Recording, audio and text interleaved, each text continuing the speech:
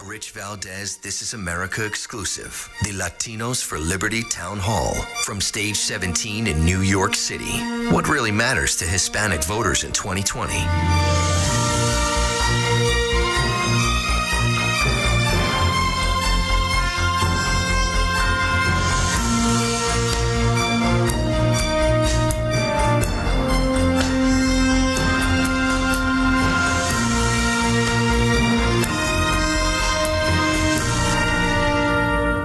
Good evening, I'm Rich Valdez, and this is America. Tonight, we're 17 floors above Madison Square Garden here in New York City, and we've partnered with WABC Radio because the Hispanic community needed an outlet to discuss issues that are of prominent importance to Hispanic voters. All of you have been invited here to listen to answers, to have questions, to ask questions, to answer questions. I'm going to be asking you guys questions. And we're going to do that because the largest voting minority as of recently is the Hispanic American population in the United States. With that being said, with this much buying power, if you will, I think it's time that we have a conversation. My co-host this evening, La Loca, I think she may have disappeared, but you guys heard her, her glorious introduction, is the weekday host from our sister station, 103.9, Radio 103.9 New York. So just give her a round of applause, please. As I mentioned earlier, we have several experts from different fields in the audience, as well as people like me, everyday people from the New York metropolitan area, whether you're across the Hudson or in Jackson Heights or in Throgs Neck in the Bronx. You're living life just like I am. We're all doing this, and we all have questions. With that said, I want to drop a couple of statistics on you. And I don't have them right up here because some of them came out today. Last week, we saw another gross domestic product, GDP, of above 3. Now, this is something that President Obama and the Democrats a couple of years back said we would never see again, that those days were gone. Not the case, as we saw a 3.2 GDP. So kudos to the United States.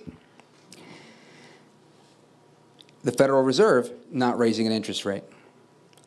In foreign trade, we've bought less from the rest of the world and sold more to them. And in terms of technology and infrastructure, that spending is also up. People are investing in IT and infrastructure. If that weren't enough, this is my favorite one. CNN is reporting that the latest poll on President Trump's approval ratings for his handling of the economy is at an all-time high of 56%. 56% of Americans approve of Trump's handling of the economy. I think that's such exciting news because they don't agree with him on everything else, but it goes to show that the issue of the economy, people do vote their pocketbook. Even my, I like to call him my uncle, but he's not my uncle. He's actually the guy that prepares my lunch every day at the cart outside. I go to the halal cart outside and I get street meat every day. And I don't do the rice because, you know, I'm in the gym. And I do lettuce with the lamb and the combo. But we were talking, and I don't get political with everybody. But I asked him, how's business? And he said, oh, very good. And I was like, wow, great, tell me more. And he's like, oh, my brother just came from Bangladesh because we're thinking of opening another cart. And I was like, oh. Well, you look at that. I wonder why. And he says, well, you know, we're selling more. People are buying more. And I'm thinking, that's interesting because every now and again, I spring for the $6 deal instead of the $5 deal because it's good food. But my point is, it's not just the millionaires and the billionaires and the people in the top 1% that are feeling the influx and growth into the economy. But more so, it's literally hitting the street. The street meat cart vendor is feeling the economy. Now, does that mean that everybody's going to feel it? Of course not. Not yet. But it's moving in the right direction. And there are people that support the idea of trickle-down economics and people that don't. But numbers, you know, Jay-Z is one of my favorite rappers. He says, men and women lie, but numbers don't. And with a 3.2 GDP, unemployment at its lowest. Right now we're at 3.6, and I think it was 4.2 specifically for Hispanics. These are unheard of numbers that we haven't heard of, at least in 30 years for Hispanics, and talking about 50 years with the others. So, I mean, whether we blame Trump for this success or not, I think we owe the United States a round of applause for the success that we've achieved.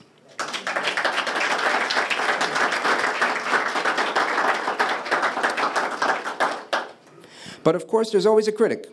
And there's a group of Democrats, including a congresswoman from Queens, that recently took aim at job creation, at creating new jobs for people that want to work in a factory, for people that want to work in automation, for people that wanted to work for Amazon, one of the biggest companies in the world, owned by the richest man in the world.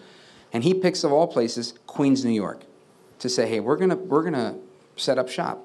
And instead of being inviting and saying, hey, let's negotiate if things weren't going our way, they decided to sabotage this deal. Not one job, not two jobs, 25,000 jobs paid the price because of politics. I want to show you a video.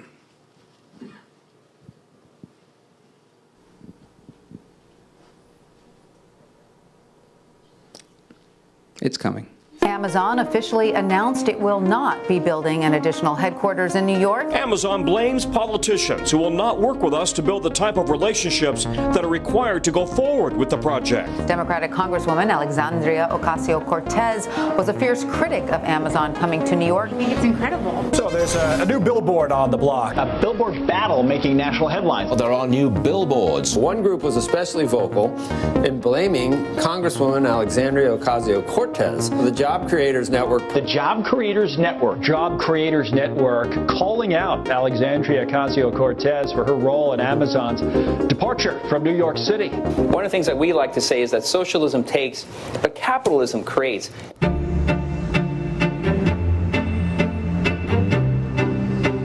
deal with Amazon should have happened. Did we lose the great contract? Hell yeah. I think that New Yorkers are upset that Amazon's leaving. Yeah, it's really unfortunate for New York City that they left. I'm just really disappointed. I think it's a really bad move. We weren't being very welcoming. It is a great opportunity for the city. Why should they start off on the wrong foot like that? So it attract, I guess, investment, it attract more jobs, STEM jobs in general, which are very high paying. Queens needed it. It would have been awesome for Queens. I do know 25,000 jobs would have been very appreciated though. In today's economy, definitely could have used 25,000 jobs here.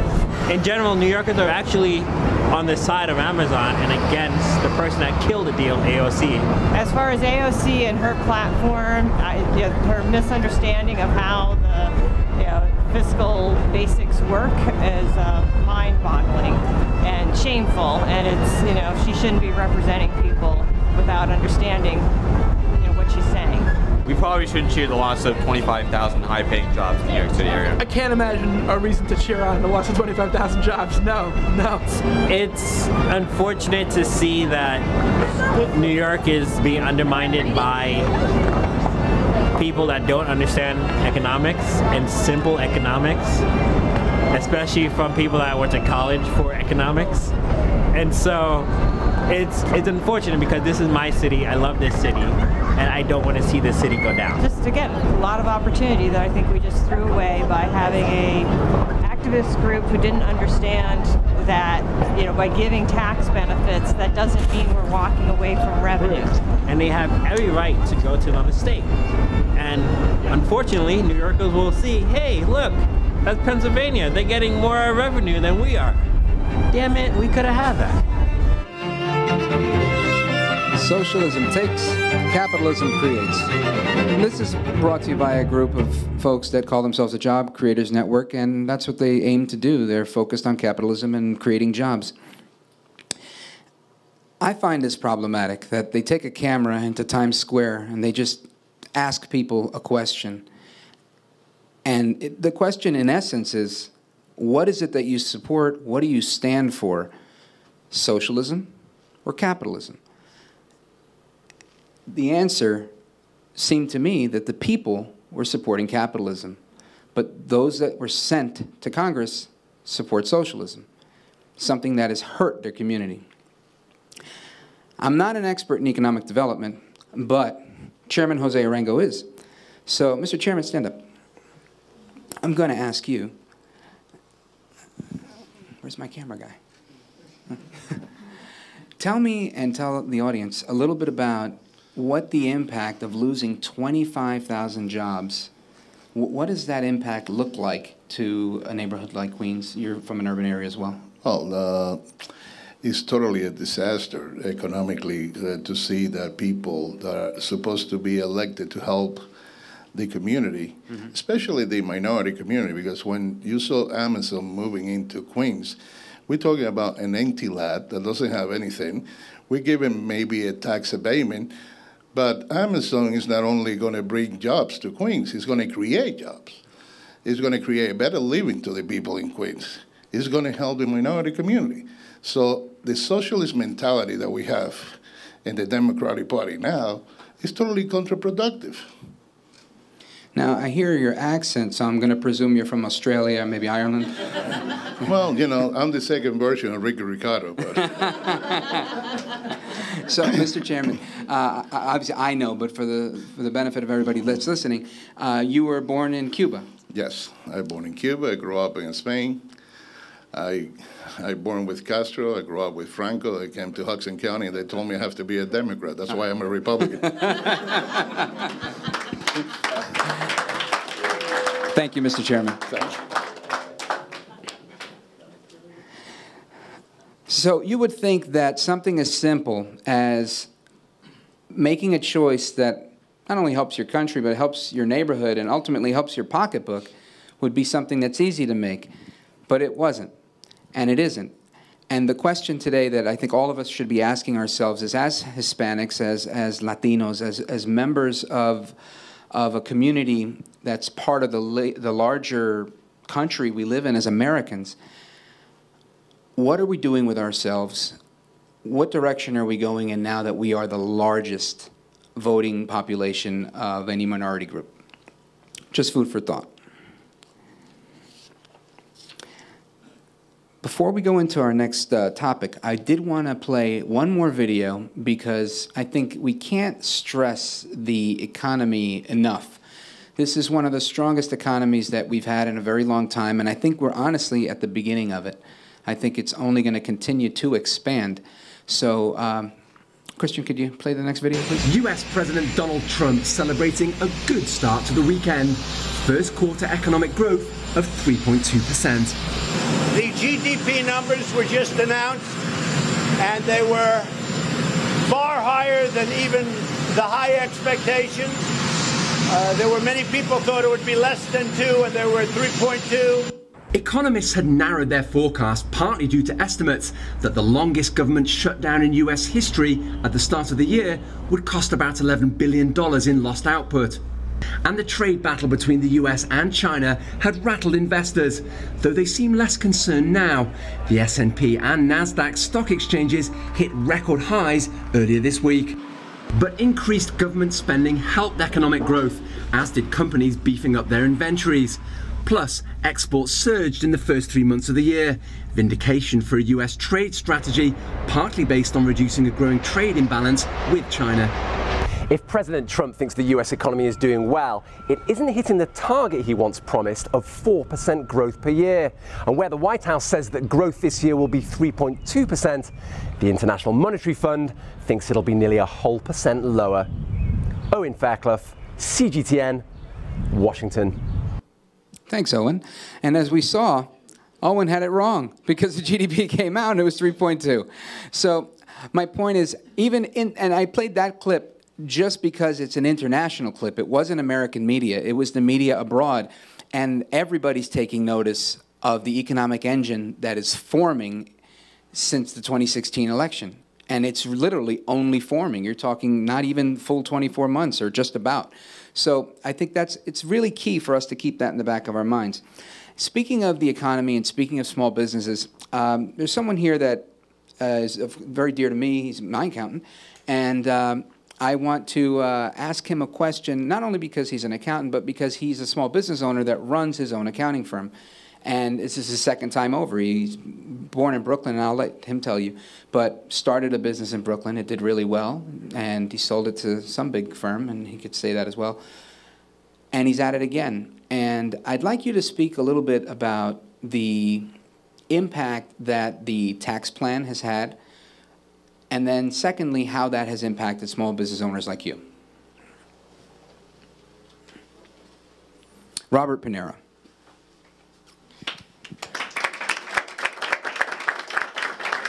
Well, first of all, if you would go by the media, you would think the tax cuts were a detriment to the people. It actually hurt the people. And as we called it the telephone effect, when people speak and they say, one says, oh, I did bad. Well, I did bad too, I did bad. But the reality was, when I started explaining, is the reason, many reasons why the refund was lower is because they got so much more during the year. And see, there was a lot of savings during the year. So when you take, you really couldn't compare 17 to 18 because it was apples and oranges, two different tax laws or breaks. But when you actually bring it down from orange to orange or apples to apples, they actually gain money on their checks. And so I proved that many times over and over. Especially with the corporate, that 20% deduction that sole proprietors get was a tremendous deduction for sole proprietors. And they realized that afterwards. And I remember some of my people that had small businesses says, oh, I didn't have to pay this much this year? Oh, good. I could invest it. I could buy a computer. I could buy something. So I got a lot of that. Now, as far as the businesses, yeah, they're very excited because they see people, when they come to my office, they keep saying, well, you know, more people come to buy my products, whether it's retail or services, and we see that, and there's an excitement on the economy. And actually, they're expecting more, but I told them, unfortunately, it's probably going to stay like this to 2025. But regardless, the economy's been really, really good. And as far as the tax break, was excellent. Thank you. So now, what are your thoughts, and you mentioned it, but just nail it home, how is this affecting small business owners like you? Are you seeing an uptick in business? Yes, we see that because more people are working. More people are working, and actually, because they're working, they're buying properties. And because they buy properties, they don't get to do their own taxes. So they need a profession to do their taxes. But as far as other business besides me, like I said, they're seeing an uptick in people coming because, again, when people save money, they get excited. There's a general sense of excitement in the economy, and they feel comfortable and strong that it's going to continue moving forward. And so, yes, I've seen an uptick in businesses, not so much individual business coming because they're opening up. Thank you. Thank you. Just for the record, you're not Paul Ryan, right? Okay. I always thought he looked like Paul Ryan. All right, so we're going to move into our second topic, which is on immigration, in particular illegal immigration. So many of us here, like Jose mentioned, he's an immigrant. He came from Cuba by way of Spain. My parents are Americans born in Puerto Rico, and I know many people in here have family that come from different places. The issue isn't immigration. The issue that faces us or hurts us as a nation is illegal immigration and a broken system. So a couple of tidbits that I was looking up to prepare for this, that obviously the United States is the most receptive nation on the planet when it comes to legal immigration, including asylum and whatnot. The United States lets in over 1 million legal immigrants per year, which is more than any other country. Since 2014, the United States has been fighting a really, really difficult fight. It's always been a fight, but there was an uptick in 2014 because there was a very lackadaisical response to immigration during the Bush years. Obama was faced with an issue, and he took some action on it, excuse me, but it wasn't always the best action, which now President Trump gets criticized for some of the policies that happened. But the reality is that this is generations old, these issues. So, yes, now that we're making more money in America, the economy is improving, more people want to be here, more people want to benefit from our economy. That makes a lot of sense. And I don't think anybody's mad at anybody for wanting to improve their lives. I think the issue comes into play when there's illegality involved and when it's the cartels. And this is something I experienced firsthand as a As a producer, I worked with an organization that did undercover filmmaking, and we did several investigations down in the southern part of Texas and McAllen and Brownsville, and seeing it firsthand, meeting people, working the sources down there, finding out how they're doing what they do. The cartels aren't just drugs. They've got their hands in a lot of different things, from prostitution to human trafficking, which is a very big thing, sneaking people in as drug mules. And it's becoming a bigger problem, because I think every day as the media goes buck wild with, we're shutting down the border, we're putting up a wall, it fuels another caravan, it fuels more people, and a lot of that stuff is diversionary. They send 10,000 people in there. While they're doing that, they're sneaking in the other way, and it's out of hand. So we're going to watch another short clip, but before we do, I just want to reiterate that our system's overwhelmed, and I think this video is going to open your eyes to how certain parts of the drug cartels are now venturing off big time into human trafficking, to the point where they're taking other people's children, pretending they're their own, so they can sneak people in. Border Patrol says it has reached a critical point at our border. An overwhelming number of families straining the system. Tonight, they're revealing to me many of the families they're seeing are fake. ¡Estén haciendo eso! ¡Mira al niño! ¡Ey, cuidado! ¡Cuidado con el niño! They're taking kids through barbed wire. The number of families coming across the border increased by 600% in the past year, according to the Department of Homeland Security. ¡Ya viene la policía! ¡Ya viene la policía! Over 53,000 were apprehended by Border Patrol last month alone, on tap to exceed 500,000 in 2019. An emergency report released April 16th by DHS declares it a real crisis at the border. They use those large groups because they know our resources can't address all the threats at the exact same time. San Diego Border Chief Rodney Scott is taking us east of Tecate to where he says is the new target area of smugglers, after hundreds of South American caravanners broke through the fencing last November near San Isidro, resulting in barriers being rebuilt there. Scott says the cartels are sending smugglers to more remote, less secure areas. We're being watched. You're being watched right now. And waiting for the right time. A lot of times they put the children over first. Acting patrol agent in charge here, Tammy Herrera, says it's as many as 200 a day. Because on the south side, the dirt goes up most of the fence, so they just jump right over. In a matter of weeks here, undocumented immigrants have cut the wire. They attach these tires to it to bring it down, and then they bring their blankets to cross over.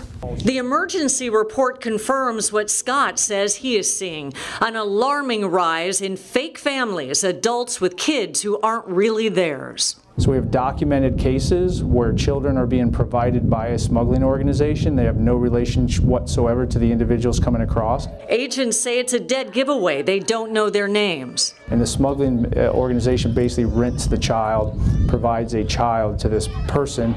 They don't know their birth dates. Gives them an entire backstory, and then they try to come across as a family. The looks on the faces of some children tell a different story. And sometimes we're seeing the same child be recycled. Congressman Duncan Hunter says he's been there. I've seen it happen. I've seen the families that admit to it. He calls it a racket orchestrated by the cartels to overload our system, distract agents, and more easily get drugs and bad guys in right behind the fraudulent families. The kid then gets shipped back to Guatemala to be used again by the next family. You get paid $1,500. Scott says because you can't fingerprint, photograph, or get DNA from minors, it takes agents hours to assess whether a child is being used as a pawn. But just the massive numbers and how many people are literally sitting on the floor waiting to be interviewed is challenging the amount of time that we can dedicate to that. Straining the system beyond capacity, he says, with only one way to turn it around. Fix the law. The law, Chief Scott says, needs to be fixed was enacted in 2015. It guarantees families with children be released after a maximum of 20 days.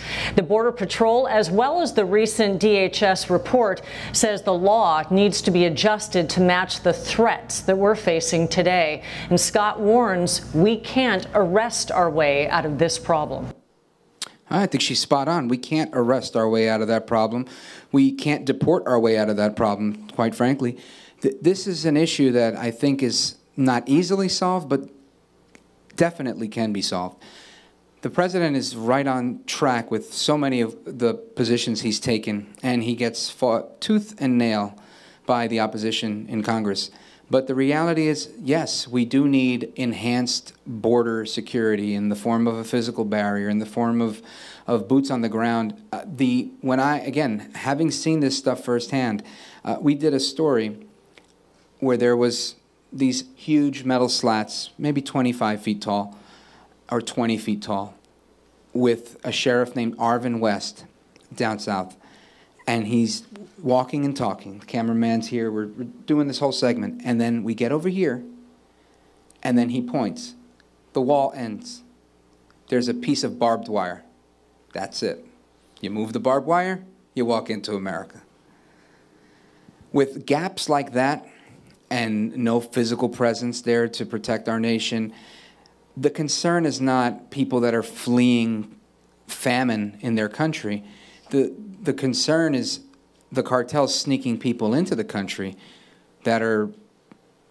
I have a couple of old friends that I went to high school with that decided to pursue illegal activity, right? And one of them went to jail and he's reformed, but in his time as a drug dealer, he told me, in a human person, you can easily put 7 condoms filled with all sorts of drugs, very easily. And the street values, I forget what he told me, some astronomical figure. So he's saying, yes, it's huge business to bring people across the border illegally. I was blown away. I did not know that was a real thing. I'd only seen that in the movies. I was like, wow, that's serious. So now you couple that with people taking small children and saying, oh, yeah, this is my kid, and it's not really their kid. These are issues that can only be resolved if we take very swift action that the president, I think, has tried to take and has been fought. And I think he's going to get closer and closer to getting it done because he is relentless and because he doesn't give up and because he's committed to the American people. But we, as voters of whichever party you belong to, need to ask ourselves, what do we value most? I think for many people, they value being a citizen of this country, being a citizen of the United States, being able to pledge allegiance to that flag. And putting our country first is definitely something that we need to do, and we need to hold our politicians to that same standard and say, hey, it's time we put the politics aside. 10 years ago, we didn't even have this issue. We had the immigration issue, but we didn't have the partisan divide on immigration. You had Democrats and Republicans saying the same thing. Sure, let's put up a fence. Sure, we'll spend on border security. Sadly today, they've politicized the issue, and they go against what they know is right just for the sake of earning votes. And it's contemptible.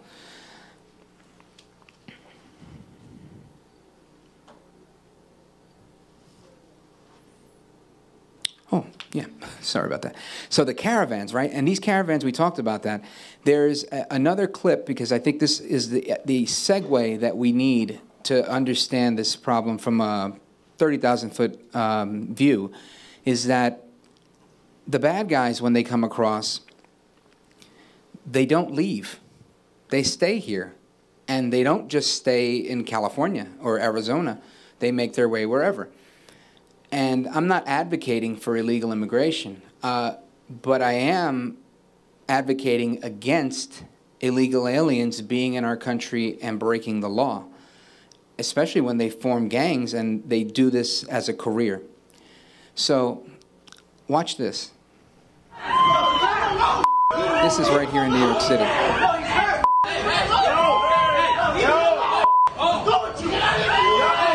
This is a fight. MS-13 is tied to this recent shooting that took place on a subway platform in Queens.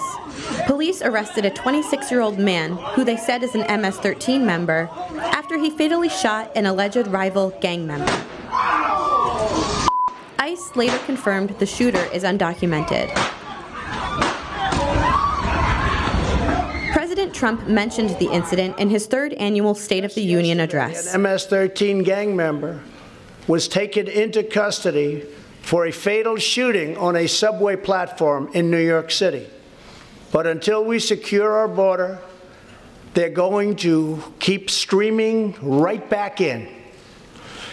Year after year, countless Americans are murdered by criminal, illegal aliens. I've gotten to know many wonderful angel moms and dads and families. No one should ever have to suffer the horrible heartache that they have had to endure. Experts say MS-13 is most commonly found in Long Island, the Washington, D.C. area, and Los Angeles. MS-13's roots trace back to Los Angeles in the 1970s, when it was founded by Salvadoran refugees. 2 decades later, the gang became so violent that Clinton's administration tried to break it up through deportation. 1,332 MS-13 members were deported in 2018. Definitely not my publication of choice, right? But I picked it to try to be as balanced as I can be.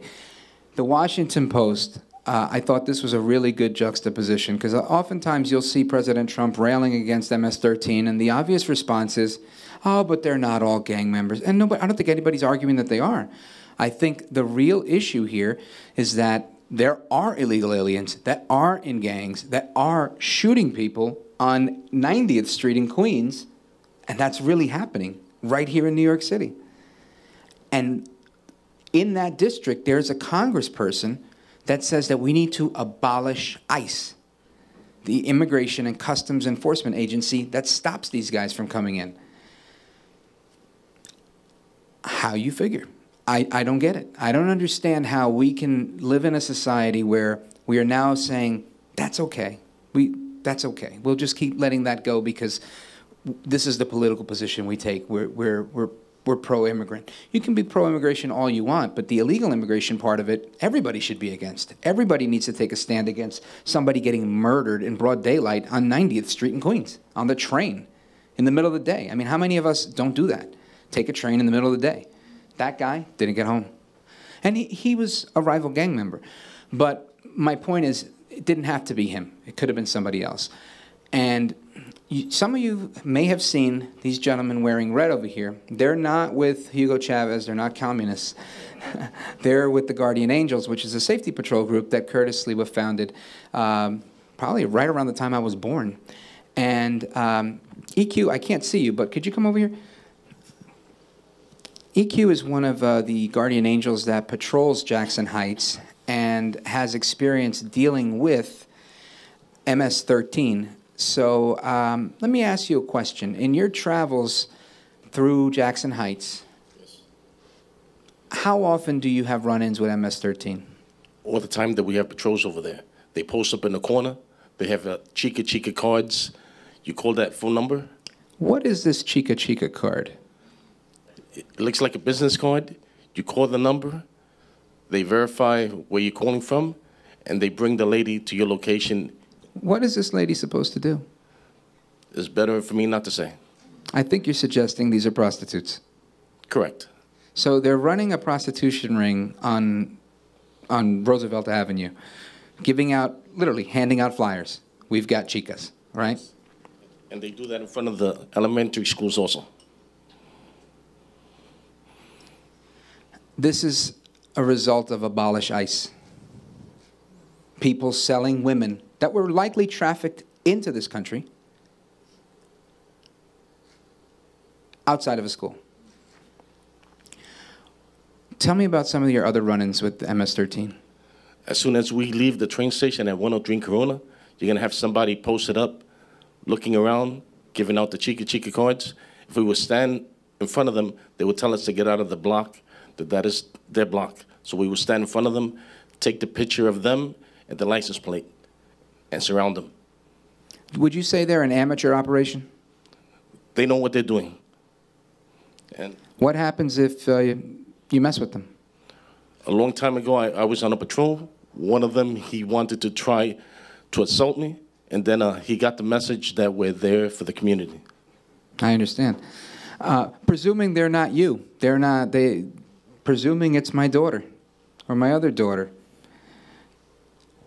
how do people in the community respond to MS-13? Are they being welcomed with open arms, saying, hey, they're coming from a poor country, we need to help them? Honestly and truthfully, people should let law enforcement know what's happening, because they might see two young ladies walking the street, there's nobody with them. They will try to bring these two ladies in a vehicle and leave. Kidnapping? Yes, they don't care. Would you say these are dangerous people? Extremely. You could be in a bakery trying to buy stuff for your family. They will mark the territory. How? Graffiti that will say 18th Street or 13th Street gang. You can have two little kids fighting. One of the little kids leave. The other one is there. The mother's not there. They'll try to recruit them. When you're on patrol and you're meeting with people in the community, family members, business owners, what do they tell you about MS-13? What's their reaction to having them in the neighborhood? The killers, people are afraid of them. They try to avoid them completely. They're terrified. And they might give us information, but they're afraid to give the information to the police. Thank you, EQ. And thank you for the work you do. Thank you. So, that's not me saying it.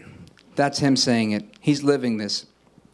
And where are you from? What's your background? Puerto Rican and Dominican. Okay, so he's Hispanic, like me and like so many of us in this room.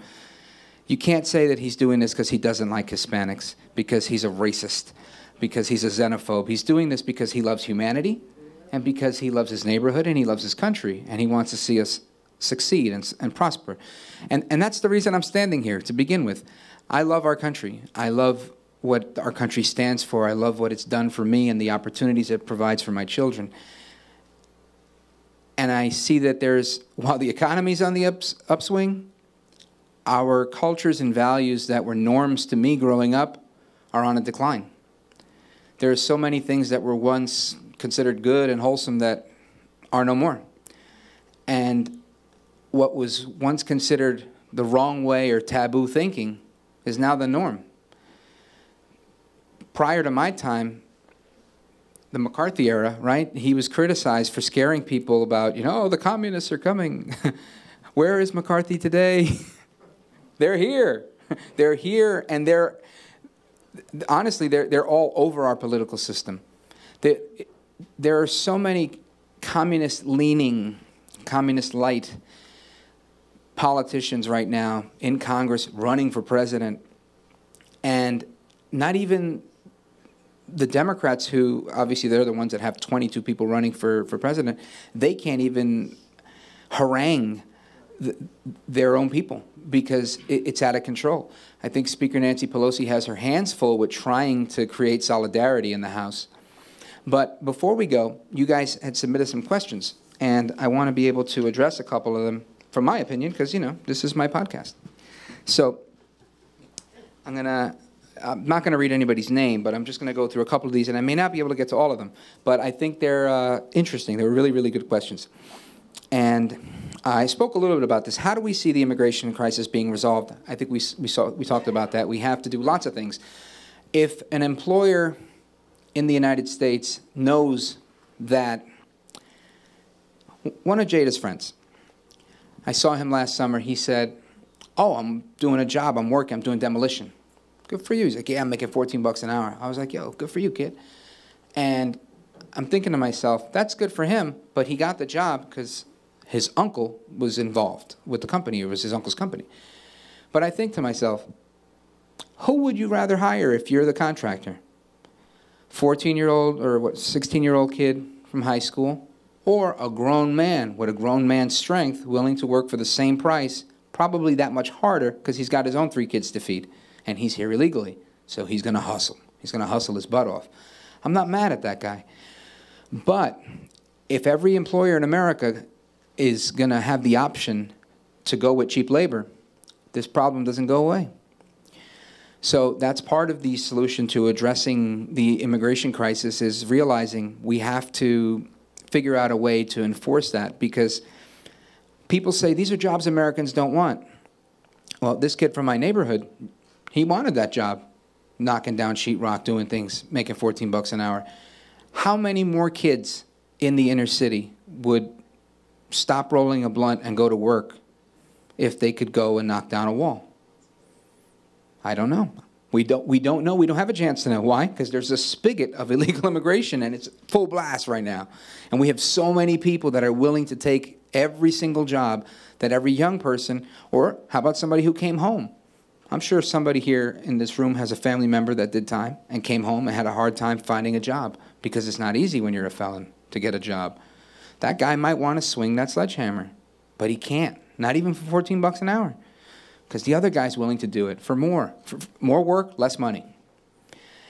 As long as we have unlimited supply of cheap labor that's here illegally, we are going to undercut Americans every single time. Every single time. And it depresses wages instead of increasing wages.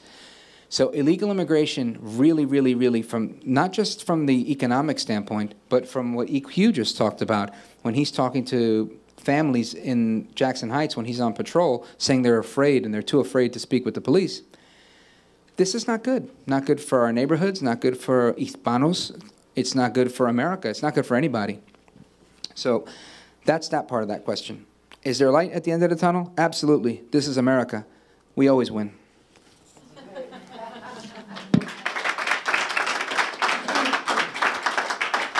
This one's about the economy.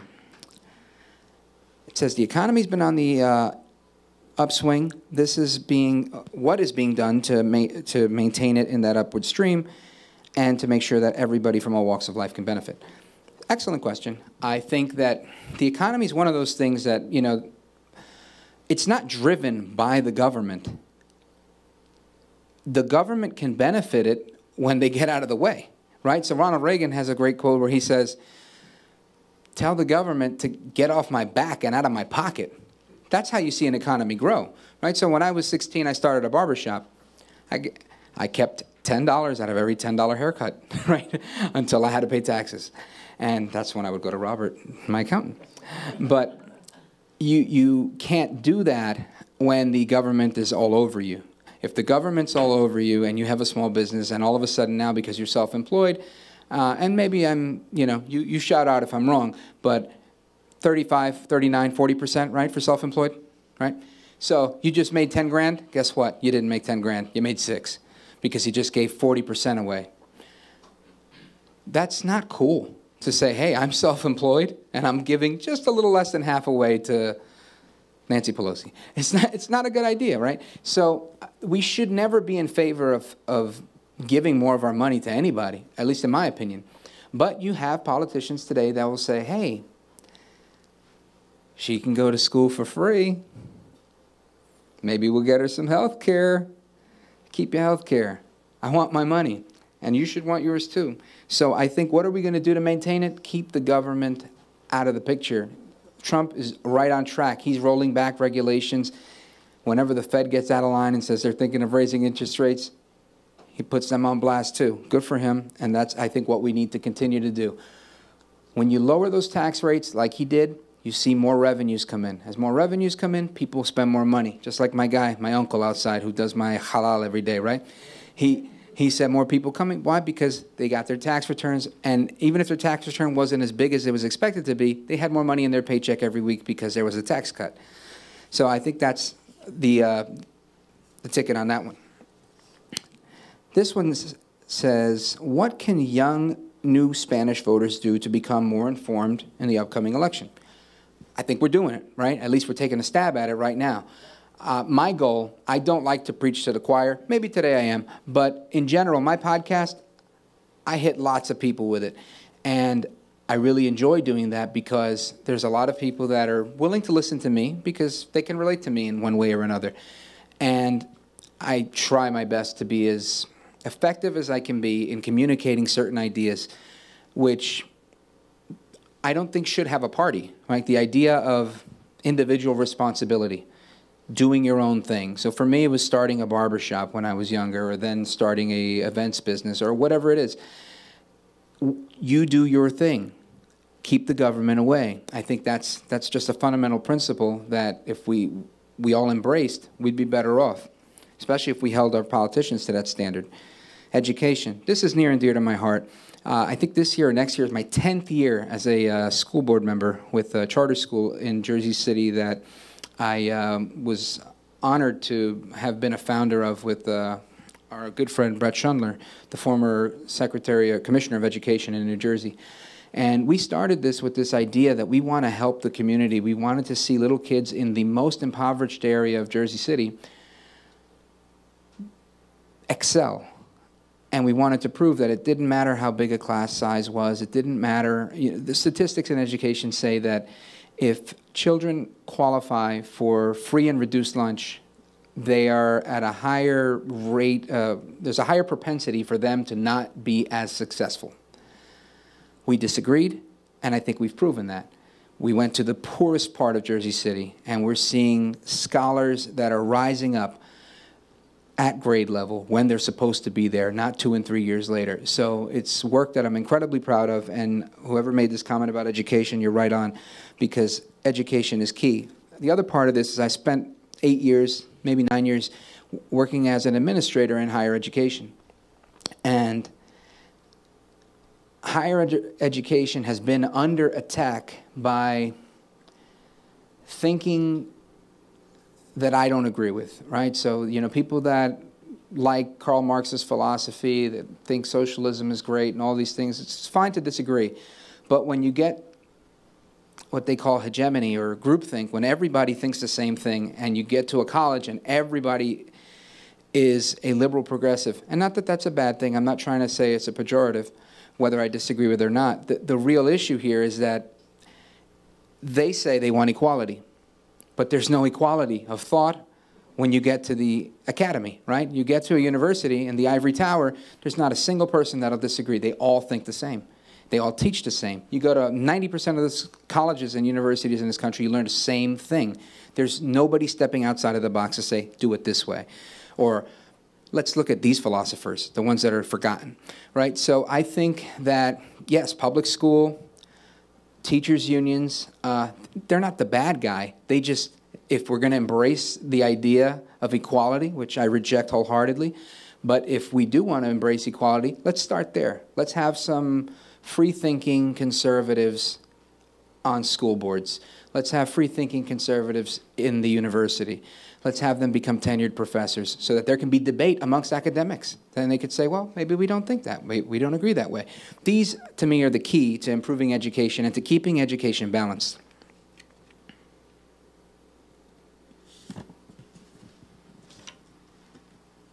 How can moderates, liberals, conservatives win the culture war? Great question. I think it depends on how do we define the culture war. So to me, I break down the culture war into 3 areas. Government at every level. Small government, local government, so your mayor, your school board, the state government, the governor, the state assembly, etc. And then 3, the federal government. Those 3 areas of government also need equality, right? They also need conservatives. But here's where I say, shame on us many times, because as a free-thinking conservative, many of the people that agree with me don't want to be in government. They're like, nah, I'm going to open a business. I'm good. I'm going to be a lawyer. I'm going to do. They don't want to be. So what happens? It creates a vacuum. And then you get there, and the few that want to go, they're like, yeah, but those guys they don't like me. And I've lived this, right? I spent some time in Trenton in the Christie administration. I was there 2 times he nominated me, both in the beginning. I was a full-time staffer, and then in his second term, I was on a board, which I'm still on until the end of June. But the point I'm making is, you're not always welcome.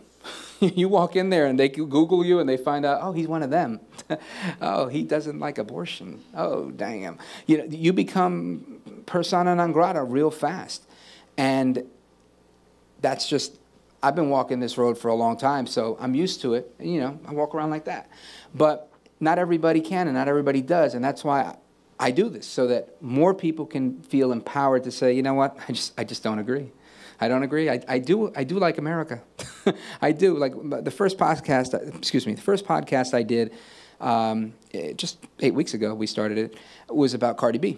And I was saying, I love Cardi B. She's cool. You know, she's funny. I enjoy it. But she made a comment. She said, America's a hellhole, and rubbed me the wrong way, because I think for those who don't know Cardi B, she was a dancer, and she worked in a bar, and nothing wrong with that if that's what you want to do, I guess. But she went from that to being a $1 million superstar in like 2 years. If you became a millionaire in 24 months, would you say that America's a hellhole? I wouldn't, right? So I was just like, you know, how does this happen? Where does this come from? And it comes from everybody drinking the same Kool-Aid, believing the hype. We can't believe the hype. I always tell my kids, I tell my friends, don't believe the hype. Don't believe everything you hear. Don't believe everything you read. There's a lot of hype out there. So what can we do as moderates, liberals, conservatives? Winning the culture war? You can only win a fight if you're in the fight. So if you're not in the ring, you lose the fight. And that fight is in those three places: small government, medium government, large government, however. You have to be involved in government one way or another, and I do mean beyond the ballot box. Casting your vote is not going to stop socialism from taking over, because they're working harder than we are, and there's more of them than there are of us, right? So that's number one. Number two, the other area, I said I break it down in 3 areas. The second area is education. Education. If you have an issue with what's happening in education, get involved with a charter school. Get involved with your school board. Run for the school board. Join the PTA. Do something and fight. You get in the ring and swing. If you can't get in the ring and swing, you're already out. So that's that. Number three, media. Media is typically left-leaning. I think there's not a person on the planet who might challenge that idea, right? It's even the media, when they describe themselves, they say, we're typically left-leaning. They are. And I think they try to make it look like they're not, but I mean, they're day in and day out, especially this week, they're exposing themselves over and over. And finally today, I think the president gave small kudos to the New York Times for reporting a story that was true. What was the story? Yes, Trump was spied on. And the New York Times ran with the story and said, yes, the Democrats under Obama actually sent a spy from the CIA working for the FBI into Trump's campaign to spy on him, and they never told him. They say they did it because they think the Russians were hacking him. But they didn't say, hey, by the way, we think these guys are hacking you, we're sending somebody in. No, they took the information because the dudes doing it were working with Hillary Clinton. I mean, this is like my mother would say, un arroz con huelle, right? You know, it just doesn't make sense in English, but it's rice and snails. And there you go, it's a mess, right? So it's a real mess. And the president has maintained throughout what he's said, whether you like him or not. I personally love him, not because he's the president. I've loved him always. You can ask these two. We've been watching Trump get fired forever. Yeah. You know, I mean, that's my guy. But the reality is, he gave them, this is the first time he said something positive about the New York Times, and it's because they finally reported a story that was really accurate. There's a long history of our media being distorted. Again, if you are not in the ring, you can't swing. You have to be in the fight. The only way to win a fight is to be in the fight. So if you're not a reporter, you're not an anchor, you're not doing a podcast, you're not doing something, you're not swinging. You have to be in the game.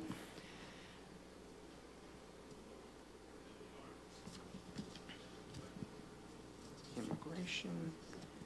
With minority unemployment being so low, how does the Republican Party plan to build the bridge and engage the segment that we currently are not engaged with, being the Hispanic population, unlike the Democrats?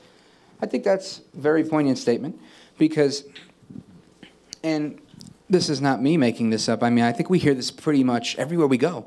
There's a lot of movements right now. There's a Blexit movement and a Lexit movement, and these stand for, if you haven't heard of them, they are movements of blacks and Latinos exiting the Democratic Party, saying, even gays, right? I went to a thing with a guy named Brandon Strock, and he was like, you know, I was gay, and I was very liberal, and I was very everything until I was like, I think you guys got Trump wrong. I think he's not as bad as you think. And they were like, you're out. And he said they literally kicked him out of, he was no longer, they pulled his liberal card, he was no longer allowed to be a progressive, and he ended up in our camp. So we welcomed him with open arms because this is a big tent, and that's why you have brown guys like me and Jose and Dennis that have been, I've always voted Republican ever since. I mean, I started a business before I was old enough to vote. So by the time I was old enough to vote, I went with the people that weren't going to take as much of my money. And call me selfish, but that's how I roll.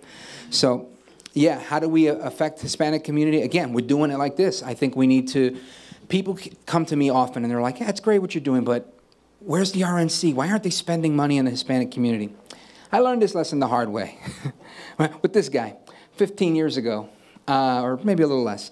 Right before Chachi was born, I ran for the New Jersey State Assembly, and that was me. I was like, yeah, I'm the man. They need to put money in this campaign. This is going to fly. We're going to kill this. But that's not how it went. It didn't go like that at all. We didn't kill it, and B, we didn't get the money, right? So the RNC was not interested in sending money into a district that they knew they were going to lose, that they had a history of losing, because politics uses business analytics. So if you find a district that can be winnable, you say, oh, let's look at it. Now, what makes certain districts more competitive than others, I think, is a lot of things. And we have a pollster here, so he's about to take the hot seat. But the reality is there are a lot of things that go into what makes something competitive. It's not just one thing versus another. I think there are certain smaller districts, like it could be a school board race in a smaller community that could tilt something from people saying, you know what, we don't like what the school did. They just raised the budget. We're done. We're going with the other guy. So with that being said, ladies, John McLaughlin, pollster to President Trump, called it right the first time, and pollster to Prime Minister Netanyahu. Tell me, as a pollster who is killing the game right now, how do you see Hispanics affecting the 2020 race? Well, I think, as you've already mentioned, they've grown, but they're not monolithic, because there's lots of different types of voters in different parts of the country. So in Florida, the Cuban vote is stronger for the Republicans than the Anglo vote, because they love what Donald Trump has done with Cuba, reversing Obama's policies, and they also like what he's done for the economy. But then you have all these border states where you have lots of Hispanic voters. You have Nevada. You have New Mexico could be in play again. You have Texas, the Democrats want to put in play. That's fine. We'll take them on. Colorado could come back around. But what will happen is the Hispanic vote will decide a lot of these targeted states, plus they'll decide a lot of the Senate races and congressional races. And they know, the other part too is, right now I can tell you, Donald Trump is doing pretty well. He's defying not just us, but in likely voter surveys like Marist College, which is not a bastion of conservatism, they've had 50% of the Hispanic vote approving of Donald Trump, the jobs he's doing. And it's mainly because of economics. When you look at the Hispanic vote, they're younger, they care more about education, they care more about jobs, they care more about business. And Donald Trump, 3 years ago, he did 8 points better than Mitt Romney did among Hispanics. And people kind of forget that, but the Democrats are afraid of that. So they've been trying to, and the other part too is with immigration, they're trying to use immigration as a wedge issue to stop us from doing better. Yeah. Because as you said, if you're Puerto Rican, you're a citizen. You know, I mean, you don't like getting hassled, you know, if you go to the airport or whatever like that and you're trying to get through security, you don't like that. But you think about it with immigration right now. There's a lot of legal immigrants who happen to be Hispanic who don't like the fact that other people are jumping the line and taking jobs and opportunities away from them. But fortunately for the United States right now, the economy's growing thanks to Donald Trump, thanks to his plan, thanks to that corporate tax cut, which, you know, AOC and Bernie Sanders says is, you know, for the big corporate factor, it was to create jobs. And he's created over 6 million new jobs for all people. So as that opportunity happens, we're growing in an opportunity to get more votes. But the major thing is we got to speak with them. We got to have, you got people like yourself, you got people like Jose, they speak to the voters regardless of their party, and we've got to tell them, get the message out there, and it's in their interest to vote for the Republicans and re-elect Donald Trump, but it's Donald Trump leading it. The Republicans, sometimes they don't leave the country club, so we gotta remind them. So thank you, John. And with that, I just want to recap. I think John's right. Hispanics are monolithic. We're not all made the same. We're all different, right? So if I see my man Choco in the back, I say, hey, dímelo mi hermano, right? That's the Dominican accent, right? But, you know, if I'm with Dennis, I say, oye, Bori, ¿cómo está? You know, so it's a little bit different. If we're Jose, vaya sere, hola. So we are not the same. There are so many differences amongst Hispanics. But the thing that is real, the thing that we can hold on to, I'd say the tangible component of this is that we're Americans, all of us. And as Americans, we shouldn't be afraid to love our country. We shouldn't be afraid to be in the fight. We need to keep swinging and do what's right for our families so that our children can live in a society where they can still go to a girl's bathroom or a boy's bathroom. And things that were just once norms that are just out of the window, and people look at you like, what do you mean? I'm a he. Yes, I identify as rich. And I want that to be okay. And I think, you know, in order for us to do that, we have to stay vigilant. We have to be up to speed on what's going on. We can't take the back seat on a lot of issues anymore because they're coming hard. And it may not affect me, but it's going to affect her. And it's going to affect her and their children. And not on my watch. So, thank you. I often like to close by quoting Hamilton, and he says, if you stand for nothing, you fall for anything. I am Rich Valdez, and this is America.